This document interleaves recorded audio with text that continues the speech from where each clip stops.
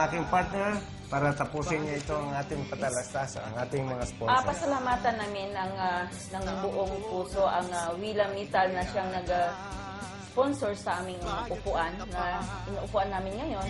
At siyempre ang ating superintendent ng Tapicol na si Bibincio Tesoro.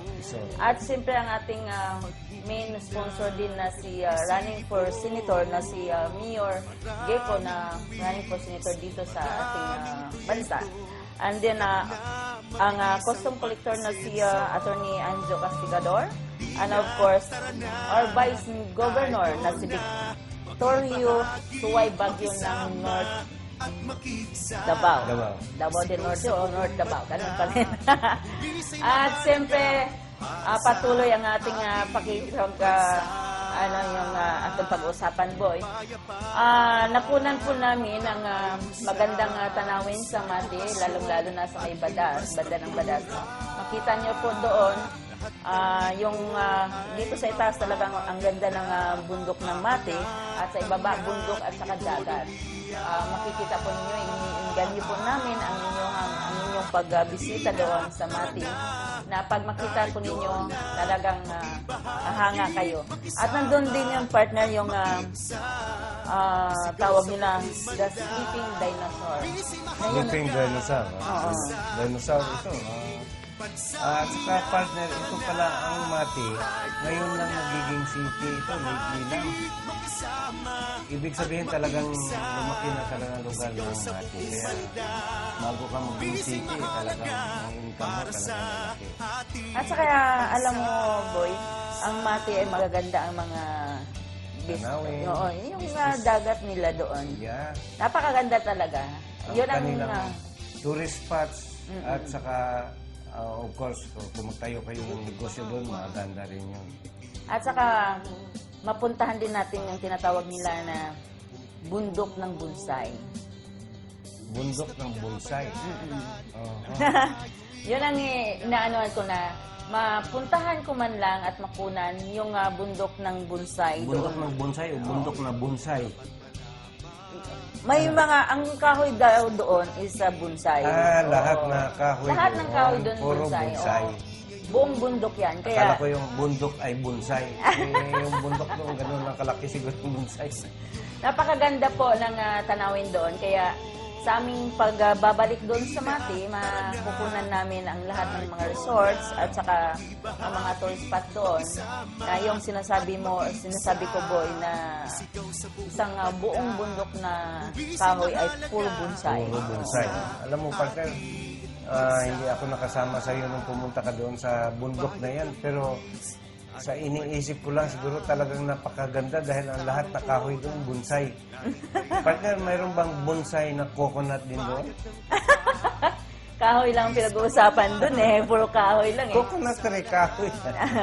At siyempre, makikita mo, boy, ang dagat doon talagang white sand. Ayan. Talagang Believe ako dahil napakalinis po ang may nagtanong sa akin kung safety daw ang Mati. No? Isang foreigner. Hindi lang isa. Maraming mga foreigner na nagtanong sa akin. Sinabi ko naman na talagang dahil tinanong ko rin ang isa sa mga board doon, no? Board member. natin sa kanila partner, pumunta sila doon. Safe na safe doon. Kaya sa lahat ng mga nanonood namin, iinggan niyo po namin ang pagpunta niyo. At siyempre, dito sa aming pag-uusap dito sa Mati, no? Yung BIR Mati, makikita po ninyo din ang pagbigay ng award sa mga nakabayad ng wasto. No?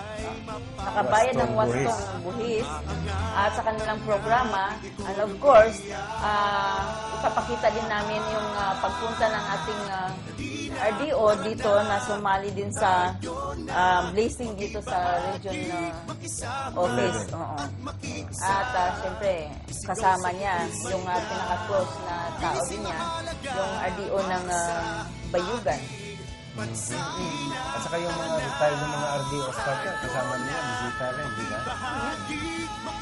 So, ano pa ang pag-usapan natin partner regarding sa BIR ng Mati?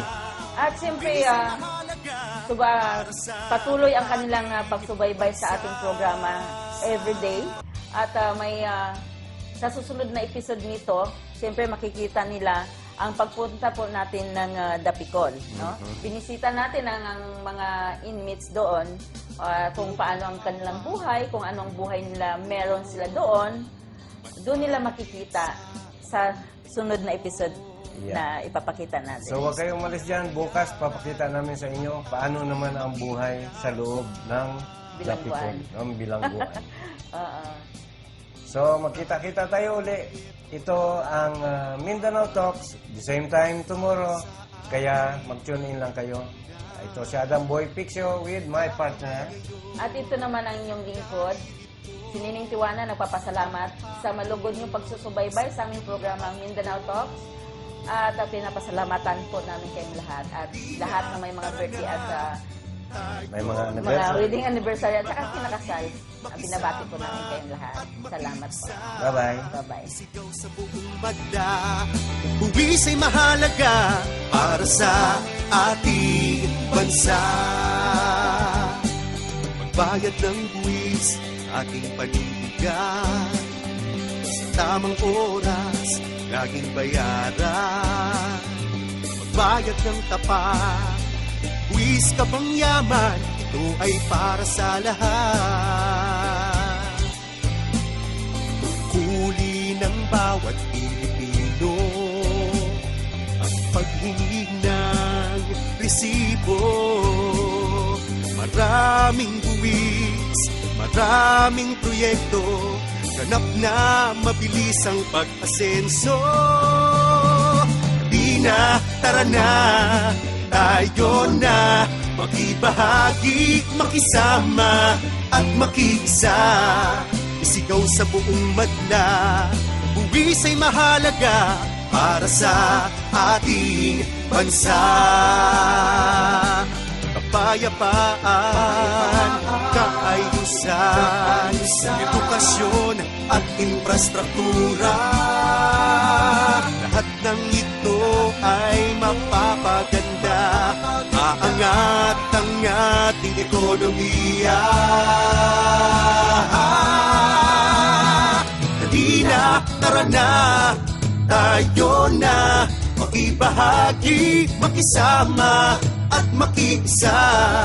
Isigaw sa buong madla, buwis ay mahalaga para sa ating bansa. Halina, tara na, tayo na, makibahagi, makisama at makiisa.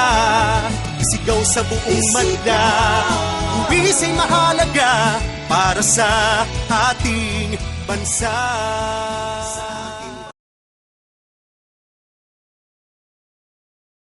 Naniniwala ako na ang serbisyo ay dapat mabilis at diretso sa tao.